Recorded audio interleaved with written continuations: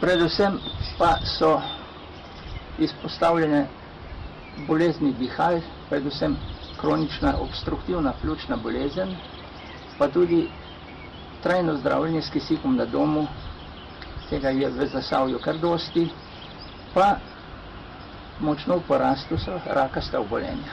Sem pozabil omeniti še te dodatne bolezni, da so hude psihične stiske ljudi, tako da je tudi psihiatrična dejavnost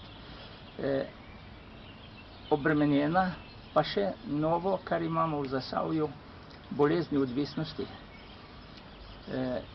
Teh, mislim predvsem na, ne toliko na alkoholizem, ampak na uživanje prepovedanih drog, in teh mladih ljudi zasvojenih je čedalje več, in to ne vemo, kako se bo končalo.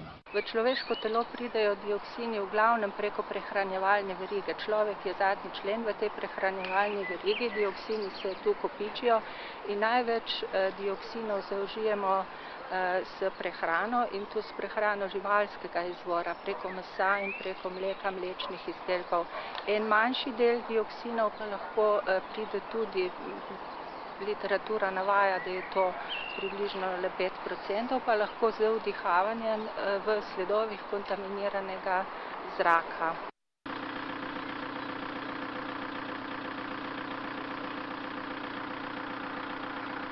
Kar se odškodnin tiče, je ena taka čudna zgodba, ne.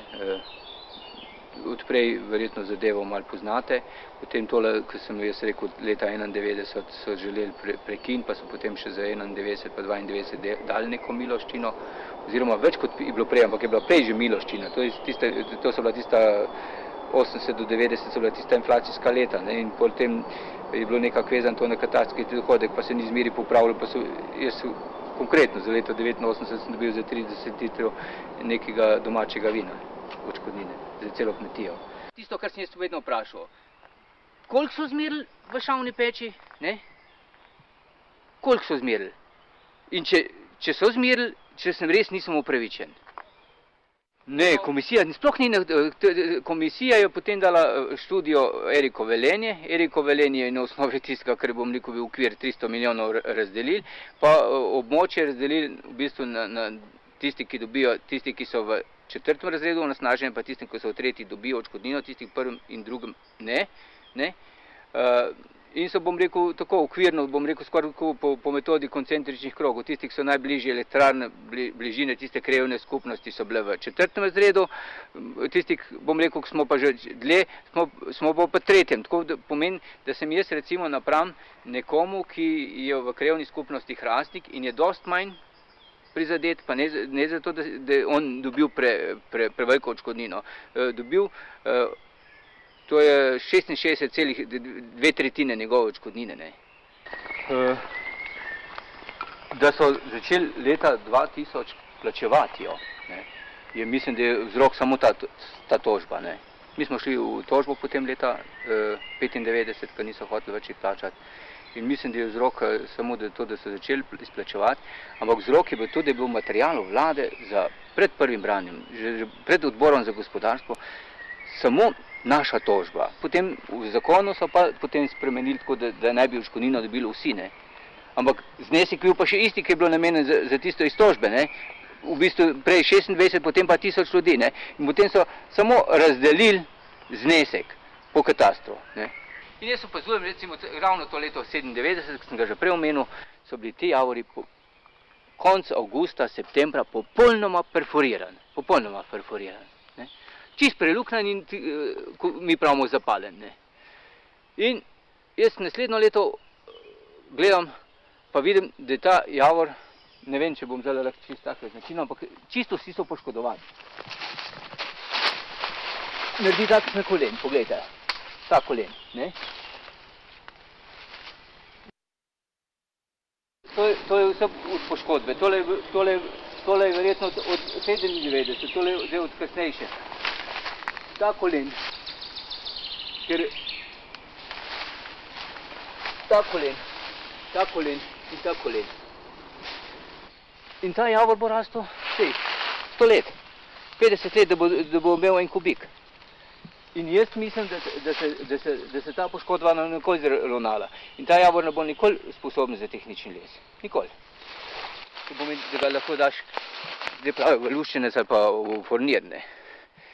Ta kost se 200 let ne bo upravil. Tisto, kar so naredili škodo 97, 2000, 2004 recimo.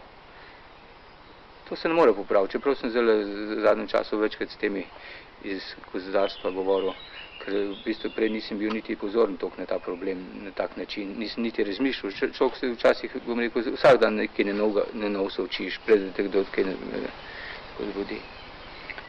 Ker so se v Zasavju razmere poslabšale zadnja leta, je tudi teh novih bolezni več. Zaradi vplivov okolja pa bi povedal, da je Slovenija razdeljena, ko bomo delali primerjavo in spremljanje zdravstvenega stanja prebivalstva, da je Slovenija razdeljena na 12 statističnih regij, od tega je Zasavska regija po površini in po številu prebivalcev najmanjša.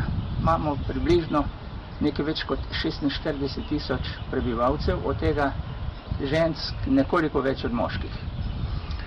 In tu izstopajo predvsem bolezni dihal, to je ta kronična obstruktivna pljučna bolezen, in pa rakasta obolenja, tu pa spet predvsem rakasta obolenja dihalnega sistema. Ja, dioksini so pa na listi rakotvornih spojin, to so rakotvorne substance. Literatura pa navaja, da povzročajo tudi razne reproduktivne motnje, potem motnje v delovanju živčevja, delujejo negativno na imunski sistem, glavno je pa, da so rakotvorne spojine. Zaradi velikosti emisij, zaradi specifične topografije, bilo dejansko onesnaženje tako veliko, da je presegalo kritične vrednosti. In jasno, podatki so bili tako jasni, tako glede izmerjenih, se pravi emisij, kot glede učinkov, predvsem pred izgradnjo dimnika, da so bile poškodbe posledice onesnaženja. Po izgradnji dimnika so nekaj časa mislili, da je s tem to rešeno. Seveda, to tudi slučajno ni bilo res.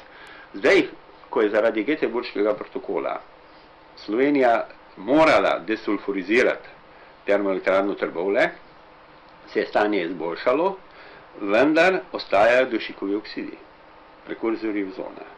Ostajajo prašni delci, problem postaja cementarna, ki ne daje podatkov javnosti.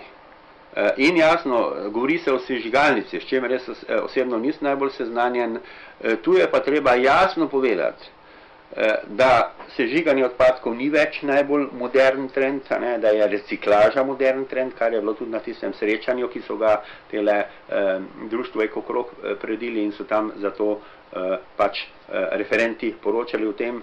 Se pravi, tu je treba biti dejansko previden, kaj pomeni za to območje sežigalnica. Konfiguracija terena ni najbolj primerna, reciklaža je prava rešitev in pa jasno, če bi že šli v to, potem je treba poskrbeti, da bo, se pravi, prebivalstvo dobilo primerne podatke o emisijah in kaj to pomeni. Se pravi, v tem kontekstu, jaz mislim, je treba to reševati in potem jasno, odpadke je treba rešiti, to se vsak zaveda, ampak obstajajo tudi drugi načini. Dioksini pridejo v okolje v glavnem pri teh termičnih procesov, kot nečistoče. To niso naravne spojine, ampak nastajajo prav pri teh procesih kot taka nečistoča, res v teh zelo nizkih koncentracijah. Eden glavnih virov širjenja dioksinov v okolje so pa sežigalnice odpadkov. Niso pa zanemarljivi tudi doprinosi dioksinov v okolje iz cementarn pa iz termoelektrarn tudi. Sežigalnice odpadkov pomenijo dodatno breme za lokalno okolje. O temu ni nobenega dvoma. Predvsem je treba počrtati dejstvo, da je reševanje problemov odpadkov s sežiganjem ob odlaganju odpadkov najslabša rešitev. strokovnjaki sodijo, da so vse druge rešitve bistveno bolj primerne, kot je na primer sežiganje odpadkov ali odlaganje odpadkov. Zakaj? Zaradi tega, ker tudi v primeru sežigalnice še vedno ostane približno tretjina odpadkov, ki jih je potrebno nekje odložiti. In te odpadki niso nenevarni.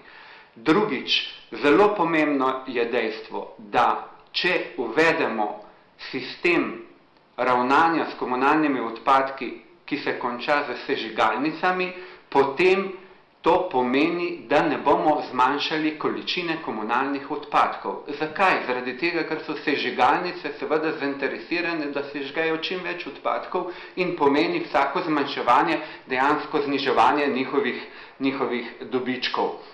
To pomeni tudi, sežigalnica pomeni tudi dodatne emisije v ozračje, predvsem zaradi sežiganja, na primer plastike, nastaja nevarni dioksin in številne druge substance, nastajajo tudi težke kovine, ki jih ne moremo odstraniti in vse to seveda pomeni, da sežiganje odpadkov prinaša še dodatno breme v lokalno okolje, v tem primeru Zasavje. Meni se zdi, da je tudi z drugega vidika, predvsem z moralnega vidika, skrajno neprimerno, da je sežigalnica odpadkov v Zasavju. To okolje je že sedaj močno obremenjeno in mislim, da se ne zasluži tega, da vse, bi rekel, tisto, kar je negativno z okoljskega vidika, da se dogaja v Zasavju. Postavlja se mi seveda vprašanje, ker živim v Ljubljani, ki proizvaja največje količine komunalnih odpadkov. Zakaj se pa mi, Ljubljančani, ne odločimo za to, da bi imeli sežigalnico odpadkov in bomo rajši se strinjali s tem, da se odpadki iz Ljubljane vozijo v Zasavje in se tam sežigajo. To se pravi, da verjetno obstajajo dokaj racionalni razlogi za to, da Ljubljana ne želi v tem trenutku sežigalnice odpadkov. Moje mnenje glede sežigalnice odpadkov v Zasavju je torej negativno. Zasavje si zasluži razvojne programe, zasluži se nova delovna mesta, vendar ne na račun zdravja, dodatnega ogrožanja zdravja prebivalcev in okolja. Osebno predlagam, da bi bil pri nas uveden moratorij za sežigalnice vsaj do leta 2015, da se poskušajo uresničiti ostale možnosti ravnanja z odpadki in da v primeru, da potem res po letu 2015 ne najdemo nobene druge rešitve, razmišljamo o tem, pa tudi po letu 2015 je vprašanje, če je smiselno v Sloveniji zgraditi sežigalnico. Nazadnje omenjene bolezni, se pravi rakasta obolenja, dihal in ta kronična obstruktivna pljučna bolezen je sigurno